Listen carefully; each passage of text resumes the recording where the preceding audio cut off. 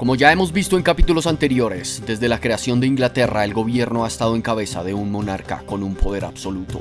Enrique VIII fue el máximo representante de la autocracia, siendo capaz de imponer una nueva religión a sus súbditos por puro capricho. Pero la nobleza había logrado abrir una brecha en el poder totalitario con el parlamento. Este estamento comenzó a ganar cierto poder desde la Carta Magna y se convertiría en la piedra en el zapato de los reyes a tal punto de generar una guerra que pondría en jaque al régimen monárquico de la isla. Por esto hoy veremos la historia de Inglaterra VIII, la Revolución Inglesa. Con la muerte de Isabel I en 1603 y al no dejar descendientes, la dinastía de los Tudor se termina y asciende la casa Estuardo en cabeza de Jacobo I, que ya era rey de Escocia. Debido a llevar 36 años como rey escocés, tenía la firme creencia en que Dios era el que lo había puesto en ese lugar, y no creía que el parlamento debía entrometerse en las disposiciones suyas. Aunque el parlamento inglés no tenía injerencia en las políticas del rey, sí debía ser consultado cuando el rey quisiera subir los impuestos, un hecho que podía ser utilizado para balancear las cargas cuando el monarca estaba necesitado de recursos económicos.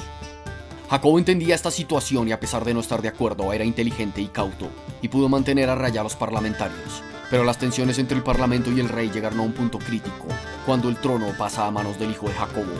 Carlos I quería el poder absoluto y sentía como un chantaje por parte de los nobles y su parlamento cada vez que tenía que llamarlos para conseguir más dinero con los impuestos.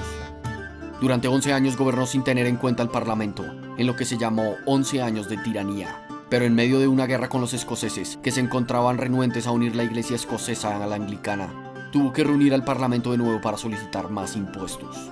Los parlamentarios querían negociar con el rey dando los recursos que necesitaba a cambio de ganar privilegios políticos.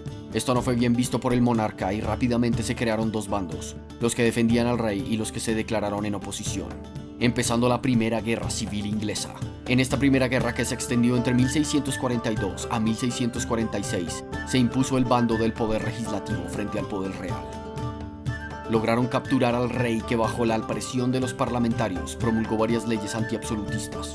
Un ejemplo fue acabar con la Cámara Estrellada, la cual estaba destinada a judicializar los casos de calumnia y traición, y se había convertido en un sitio emblemático de la represión del rey. Aquí toma gran relevancia un político que dejaría marca en la historia de Inglaterra, Oliver Cromwell, quien reunió un destacamento de caballería, el cual fue clave en la victoria del bando que se oponía al rey.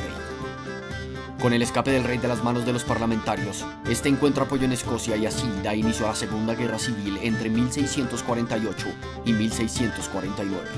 Cromwell acabó con una insurrección en Gales y con el ejército escocés en Preston.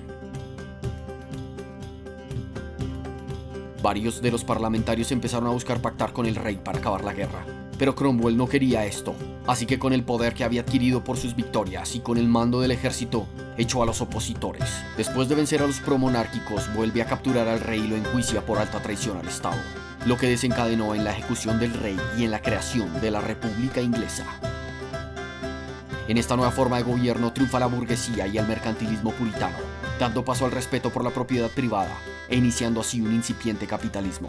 Pero en el afán por proteger a las iglesias puritanas, mucho más estrictas que la iglesia anglicana, así que se crean grupos que querían restablecer la monarquía y poner en el trono al hijo del rey enjuiciado, Carlos II, dándose así la denominada Tercera Guerra Civil.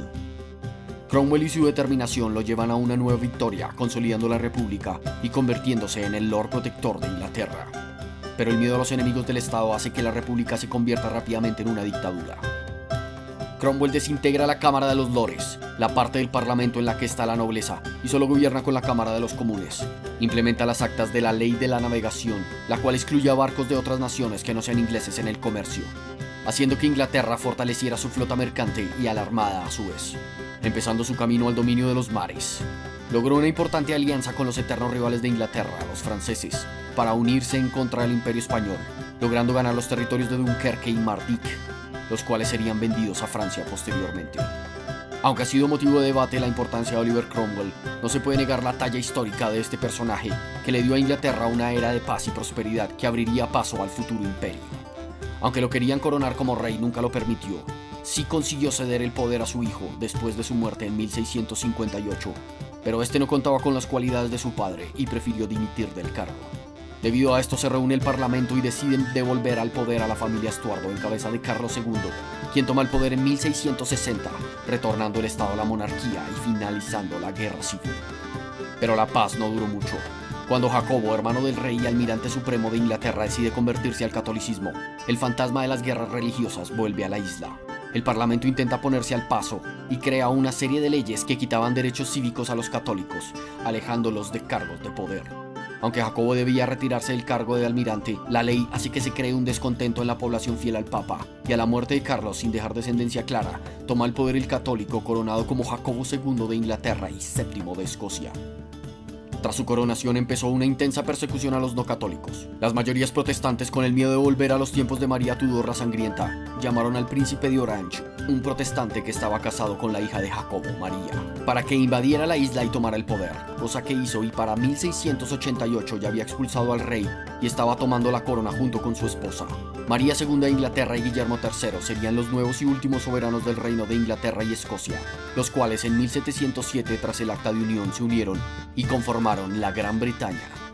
Desde varias guerras civiles, el ascenso de Oliver Cromwell al poder, el breve y único periodo de la República de Inglaterra, el retorno a la monarquía y la transformación de Inglaterra en el Reino Unido de Gran Bretaña, se finaliza el ciclo de historia de Inglaterra.